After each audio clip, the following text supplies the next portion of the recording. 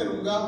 اور وہ چلا تھا اسی سوچ کو پوری کرنے کے لیے, اسی تمنا کو پوری کرنے کے لیے بازار میں آیا, ایکسیڈنٹ ہوا, گرا پڑا, وہ پیسے جو گاڑی کے لیے, وہ پیسے جو فلاں چیز شوق کی چیزیں خریدنے کے لیے لے کے گیا تھا, وہ سارا کا سارا انتظام ختم, وہ سارا پیسہ ڈاکٹر لے گیا. سوچتا وہ کچھ ہے, ہوتا کچھ ہے. ایسا ہو جاتا میرے ساتھ تو کتنا اچھا ہوتا, اور ہو رہا ہے اس کا الٹا. یہ ساری کی ساری, یہ سارا کا سارا انتظام, یہ ساری کی ساری چیزیں جو ہو رہی ہیں, یہ ہمیں بتاتی ہے کہ ہم اور آپ اپنی طاقت اور اپنی قدرت سے کوئی چیز نہیں کر سکتے. یہ ہمارے پیچھے کوئی ایک اور طاقت ہے جس کی منشا اور جس کا ارادہ اور جس کی جو چاہت ہوتی ہے وہ ہوتا ہے. ہماری چاہت سے کچھ نہیں ہوتا. ہم اگر چاہیں وہ ہو جائے نہیں, اللہ جو چاہتا ہے وہ ہوتا ہے. ہمارے پیچھے کوئی طاقت ہے. ہم میں سے کوئی یہ نہیں چاہتا کہ بیمار ہو جائے. آئے دن میڈیکل اور ڈاکٹروں کے پاس جا کر کے سر درد کی گولی, کبھی نزلے زکام کی گولی, کہیں پیٹ درد کی گولی, اور کہیں بخار ہو گیا 2-4 دن ایڈمٹ ہو گئے. چاہتا کوئی نہیں, لیکن ہوتا وہ ہے جو اللہ نے چاہا. جو ہمارے پیچھے طاقت ہے وہ چاہتی ہے. ہم میں سے کوئی نہیں چاہتا ہمارے بال سفید ہو. ہم میں سے کوئی نہیں چاہتا کہ ہمارے دانت ٹوٹ جائیں. ہم میں سے کوئی نہیں چاہتا کہ ہمارے چہروں میں جھریاں آ جائیں. ہم میں سے کوئی نہیں چاہتا کہ ہماری کمر اور ہمارے جوڑ جواب دے دیں, ہم چل نہ پائیں. کوئی نہیں چاہتا. لیکن ایک وقت آتا ہے ہمارے نہ چاہنے کے باوجود بھی ہمیں لاٹھی پکڑا جاتا ہے. وہ ہمارے نہ چاہنے کے باوجود بھی ہماری کمر میں, ہمارے پاؤں میں, ہمارے سر میں, ہمارے گردن میں, ہمارے جوڑوں پر درد ہو جاتا ہے نہ چاہنے کے باوجود. پتہ یہ چلا کہ ہماری چاہت کچھ نہیں ہے, وہ ہمارے پیچھے کوئی ایک طاقت ہے جس طاقت کے تحت ہم مجبور ہیں. جس طاقت نے ہمیں تھوڑے دنوں کے لیے یہاں مہلت دی ہے کہ اس اسٹیپ کے بعد جانے کے بعد تم کو ہم اپنے پاس بلائیں گے. اور یہ بھی یاد رکھو, یہ جو تمہارے سامنے اسٹیپ رکھا ہے کہ تم بچپنا گزارو گے, جوانی پہ آؤ گے, بڑھاپے پہ آؤ گے, پھر بالکل گھسٹ بڈھے ہو جاؤ گے, پھر ہمارے پاس چلے جاؤ گے. یہ ہم نے اسٹیپ تو رکھا ہے, لیکن تم کو اپنے پاس بلانے میں ہم اس اسٹیپ کے بھی اس اسٹیپ کے تحت مجبور بھی نہیں. وہ اسٹیپ ہمیں مجبور نہیں کر سکتا کہ ابھی تو یہ بچپنا میں ہے, وہ بچپنا میں اس کو رہنے دو, جوانی گزارنے دو, بوڑھا ہوگا تب کرے گا.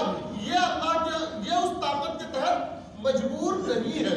ہاں, اللہ رب العزت نے یہ ترتیب بنا دی ہے, اس ترتیب کے خلاف بھی کر دیتا. یہ جو ہمارے پیچھے ایک طاقت ہماری مرضی کے خلاف اپنی منشا چلا رہی ہے, اس طاقت کا نام اللہ ہے.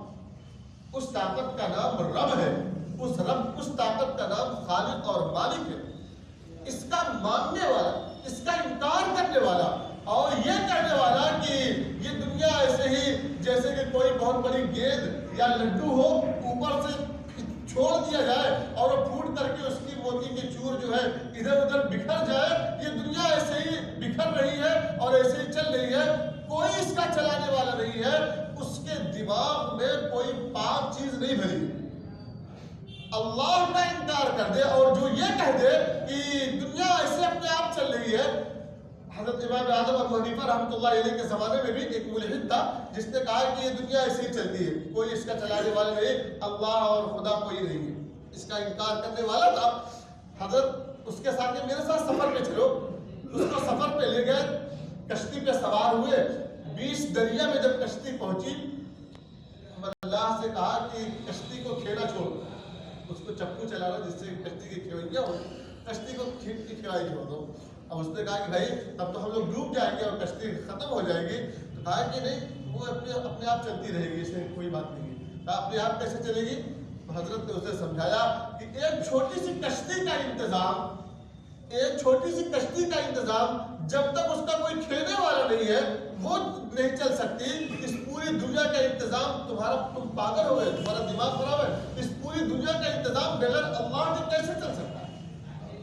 اس کے بعد سمجھ میں آ گئی, حضرت کے ہاتھوں پر اس نے ایمان قبول کیا. اس لیے میرے بھائیوں, پوری دنیا کی طاقت کچھ بھی کہہ دے, پوری دنیا مل کر کے، سائنس بہت ترقی کر چکی ہے، ان تمام ترقی یافتہ سائنسدانوں کو اکٹھا کر کے زمین، یہ ہاتھ کا ایک پورا ہے، اس پورے میں جو ایک لائن ہے، ایک لکیر ہے، جو فنگر پرنٹ ہوتا ہے، اس لکیر کو بھی اگر کوئی پوری دنیا کی طاقت اپنے سے بنانا چاہے، پوری دنیا کی طاقت بنا نہیں سکتی، اس کو بنانے والا کوئی اور ہے۔ آنکھوں میں پتہ نہیں کتنے میگا پکسل کے وہ کیمرے سیٹ ہیں، اتنی باریک باریک رگیں ہیں کہ اگر اس کو پھیلایا جائے تو کئی 100 کلومیٹر تک اس کی رگیں پھیل جائیں گی۔ ان رگوں کو لپیٹ کر کے آنکھوں میں رکھنے والا وہ کوئی اور طاقت ہے، پوری دنیا کی طاقت مل کر کے ایسا نہیں کر سکتی۔ آج تم کو فلاں وقت میں اللہ کے پاس جانا ہے، پوری دنیا کا کوئی انجیکشن، پوری دنیا کا کوئی ٹیبلٹ، پوری دنیا کی کوئی سیرپ اور پوری دنیا کا کوئی بھی حکیم اور ڈاکٹر اسے 1 سیکنڈ کے لیے زندگی نہیں دے سکتا۔ یہ کوئی اور طاقت ہے، اسی طاقت کا نام اللہ ہے۔ اس کا انکار کرنے والا باولا ہے، اس کا انکار کرنے والا پاگل ہے، اسے کوئی پاکیزہ غذا نہیں ملتی جو وہ اس طرح کی باتیں کر رہا ہے۔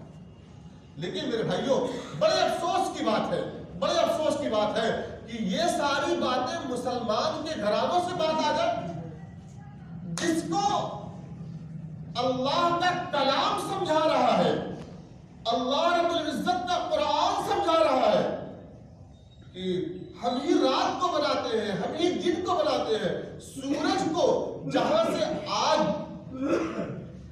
27 دسمبر 26 دسمبر آج جہاں سے نکالے ہیں، اگلے سال 26 دسمبر کو بالکل وہیں سے نکالیں گے، 1 سینٹی میٹر بھی ادھر ادھر نہیں ہوگا۔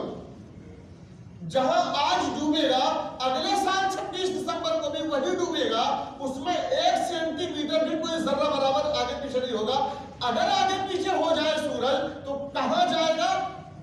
یہاں کی سائنس بھی کہتی ہے کہ 1 سینٹی میٹر بھی اگر سورج ادھر ادھر چلا جائے تو کہاں جائے گا، اس کا کچھ پتہ نہیں چلے گا۔ حالانکہ دنیا سے کئی ہزار گنا بڑا ہے سورج، اس کو کنٹرول میں رکھنے والا اللہ ہے۔ انسان اور جنات کو دو سنفرغ لکم ایھا الثقلان، انسان و جنات، ہم نے تم کو تمہارے ارادے اور تمہارے سوچ کے اعتبار میں تھوڑی سی ڈھیل دے دی ہے، اپنے اعتبار سے عمل کر کے آؤ، ہم تمہارے حساب و کتاب کے لیے فارغ ہو رہے ہیں۔ اس کے علاوہ اللہ رب العزت نے پوری دنیا کو اپنے کنٹرول میں رکھا ہے۔ ایسے دنیا چل رہی ہے، اگر کوئی کہے وہ پاگل ہے، اسے کوئی عقل نہیں ہے۔ بس بات افسوس کی یہ ہے کہ جس کو قرآن سمجھا رہا ہو، جس کو اتنا مشفق نبی سمجھا رہا ہو کہ اللہ اللہ ہے، کوئی ایسی طاقت ہے جو ہمارے تمام ارادوں پر اور ہمارے تمام عزائم پر پانی پھیر کر کے اپنا ارادہ غالب کر دیتی ہے، وہ کوئی طاقت ہے، وہ سمجھا کر کے گیا، اور ہماری اولادیں یہ کر رہی ہے، کہہ رہی کہ اللہ کوئی نہیں۔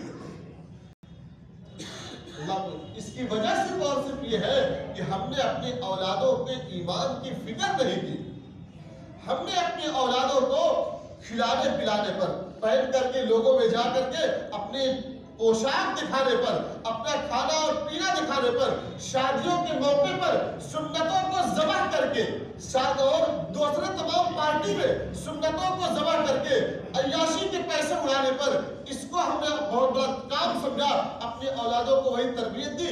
نتیجہ یہ ہوا 1 نسل 2 نسل 3 نسل جانے کے بعد وہ اللہ کا انکار کرنے والا علامہ فضل حق خیر آبادی رحمۃ اللہ علیہ کی نسل میں سے، ابھی جو چند دنوں پہلے ڈیبیٹ ہوئی ہے، علامہ فضل حق خیر آبادی رحمۃ اللہ علیہ جنگ آزادی کے بہت بڑے عالم ہیں، لیکن اولاد کیا ہوئی؟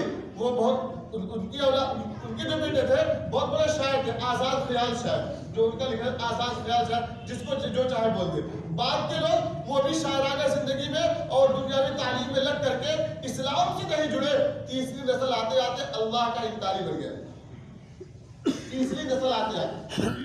اس لیے میرے بھائیوں، اللہ رب العزت، آپ جتنے بھی باپ ہیں، جو بھی اولادوں کے باپ ہے، ان تمام کے تمام اولادوں کے بارے میں ان باپ سے پوچھا جائے گا کہ تم نے اپنے اولاد کو اللہ کے بارے میں بتایا کہ نہیں بتایا؟ کلکم راع وکلکم مسئول عن رعیتہ، تم سب کے سب ذمہ دار ہو، تم سے تمہاری ذمہ داری کے بارے میں پوچھا جائے گا۔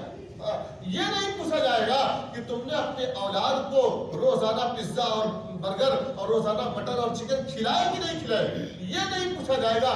یہ ضرور پر پوچھا جائے گا تم نے اپنے اولاد کو سنت طریقہ بتایا کہ نہیں بتایا، تم نے اپنے اولاد کو قرآن پڑھایا کہ نہیں پڑھایا، تم نے اپنے اولاد کو اللہ کے بارے میں بتایا کہ نہیں بتایا. اگر نہیں بتایا ہے تو صرف سزا کے مستحق وہ اولاد ہی نہیں ہوں گے، وہ سزا کے مستحق وہ باپ ہی ہوگا. اس لیے میرے بھائیوں اپنے گھروں کا ماحول بنائے کہ گھر کے بچے اگر کالج میں پڑھ رہے ہیں، ڈاکٹر بن رہے ہیں، انجینئر بن رہے ہیں، دوسری تعلیمات حاصل کر رہے ہیں، کوئی بات نہیں، ڈاکٹر انجینئر کی بھی ضرورت ہے، لیکن ان تمام چیزوں سے پہلے سب سے بڑی ضرورت ہے کہ ہمارا بیٹا مسلمان بنے، ہمارا بیٹا ایمان والا بنے، ہمارا بچہ اللہ کو اللہ ماننے والا بنے. ایسا نہ ہو کہ اپنے پیسوں کی اکڑ میں آ کر کے، اپنی کرسی کی اکڑ میں آ کر کے نبی پاک صلی اللہ علیہ وسلم کی سنت کو، اللہ کے احکامات کو ٹھوکر مار دے. ایسا نہ ہونا چاہیے. اللہ رب العزت ہم سب کو کہنے سننے سے زیادہ عمل کی توفیق عطا فرمائے. جو سنت پر سنت